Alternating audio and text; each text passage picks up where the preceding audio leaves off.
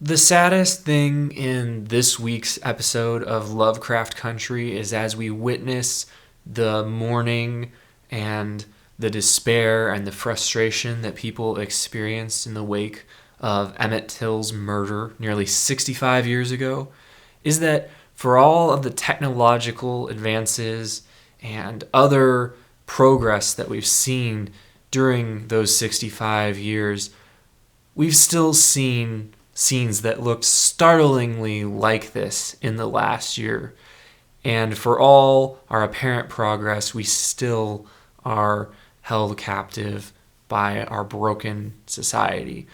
Now, this episode was very, very powerful. I feel that creator of the show, Misha Green, pulled off a very tricky balancing act as she also directed this episode, and that was balancing the human monstrosity with the supernatural monstrosity. I feel that I've brought this up before in my review of Penny Dreadful City of Angels, and it's very tricky in shows and movies and books to balance these two elements. And that was something I brought up in reviewing that oftentimes when you depict real life human evil, it makes supernatural evil in a story seem silly.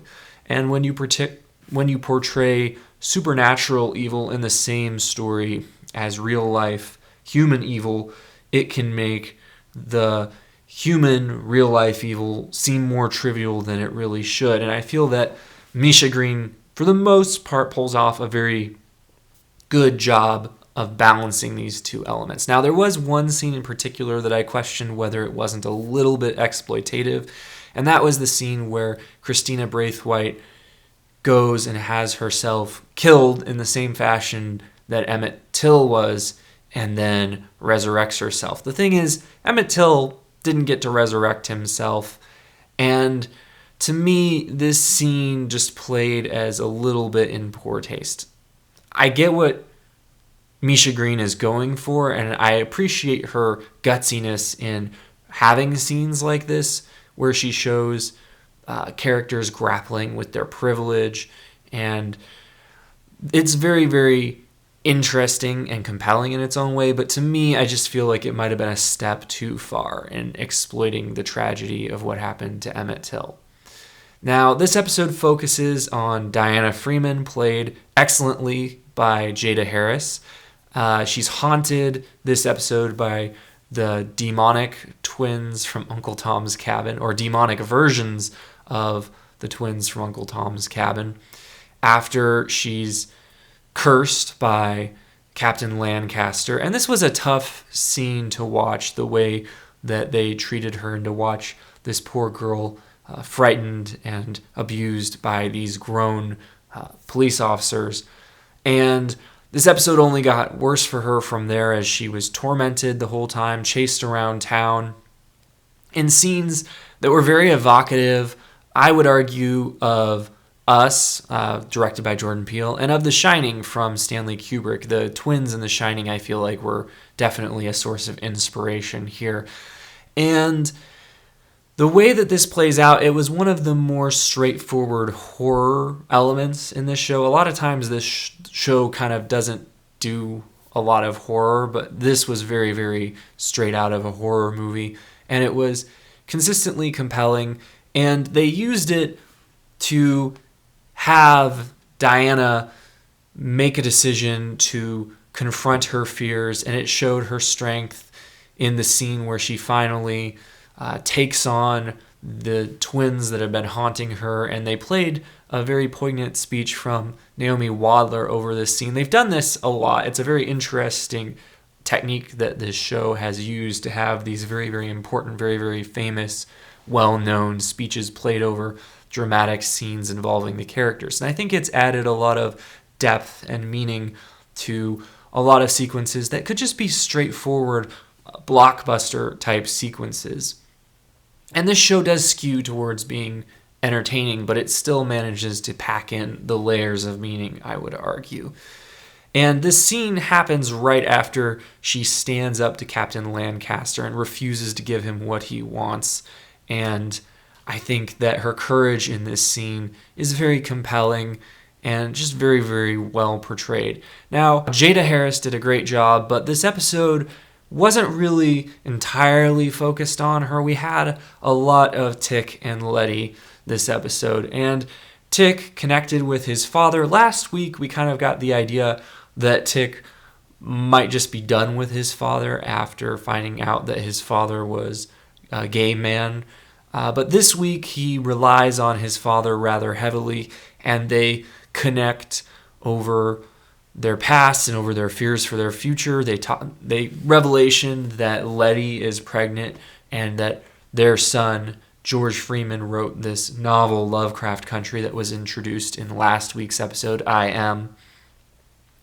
This was an interesting revelation. It's almost like a multiverse, because this book that George Freeman wrote sounds basically like the book that Matt Ruff wrote that this series is based on, which I found kind of fascinating. And it's also interesting seeing both Tick and Montrose kind of being motivated by this desire to protect the next generation of their family. Both Tick and Letty go about getting themselves some supernatural protection this episode. Letty by making a deal with the devil, Christina, who makes it very, very clear in her scene with Letty and in her scene with Ruby this week that she's a very, very self-interested character, and that she has smothered whatever sense of empathy she might have for the situation of the series' African-American characters and the struggles that they're facing in 1950s America. And she gives Letty this protection in the Mark of Cain, but only after Letty turns over these copies of the pages from this book that she's been seeking. And, of course, she could have protected Tick, which was what Letty initially asked her to do, but she said she would not do that. So that's an interesting decision, that she would not be willing to protect Tick, but she would be willing to protect Letty. That seems to indicate to me that despite the fact that she can often seem as though she is not one of the bad ones, that she has some dark plans for Atticus, maybe somewhat in line with what her father had in mind for Atticus. We'll have to wait and see. But Ruby and Christina, their scene was very, very interesting, and we see Ruby really grappling with this fact that she really, really feels for the plight of what happened to Emmett Till, and she's really reeling in the aftermath of this, but she also just kind of wants to take this power and live the life that she wants to live. She wants to use magic, as she tells Letty later in this episode, to not be a white woman, as she's used it up to this point, but to be a powerful black woman who doesn't have to be afraid, as we see in the sequence where the man confronts her as she's seeking to enter Christina's home.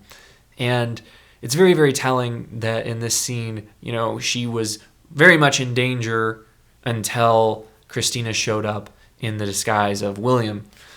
And basically what we're grappling with here is she wants to experience privilege without actually having to change her skin color. She wants to still be able to, identify as black, but she wants to not have to fear being confronted in situations like this going forward. And it's going to be interesting to see how magic enables her potentially to do that. Now, Gia showed up this episode briefly to warn Tick about his impending death, and this was a little sloppily done, I would argue. One of the few sloppily done things this episode. I think it just felt a little bit rushed, and Letty's reaction to it just didn't really gel with how we've seen Tick and Letty interact so far.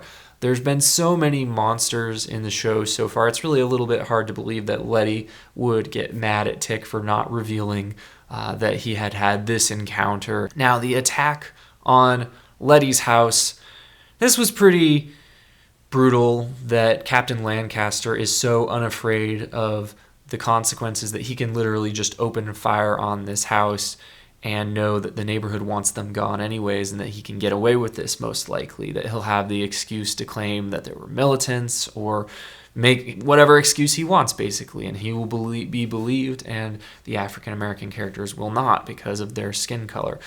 And Letty discovers, of course, that she has this protection that she was promised by Christina. We see her protected by the mark of Cain, and we see the bullets literally bouncing off of her in a similar fashion to the way that they bounced off of Superman in Superman Returns.